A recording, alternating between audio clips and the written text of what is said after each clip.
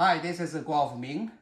Today I'm going to show how to take this fireplace, Majestic fireplace, the glass out for cleaning. In order to access this glass window, I have to take the upper lower out first.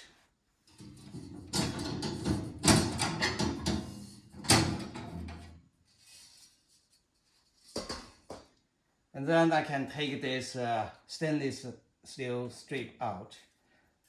It's attachable by the magnet. And then I have to open the lower lower.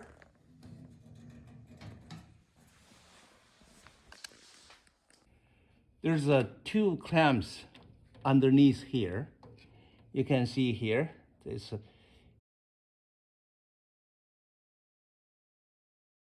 you pull this towards you and will lose it. There's another one on the left hand side here. So this one, same as the right one, you pull it, they will release. And then you press this coming down. After that, you can take the window out. The window upper part just hanging here.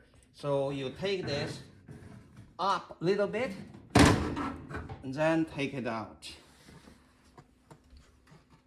If you like this short video, please hit like and subscribe.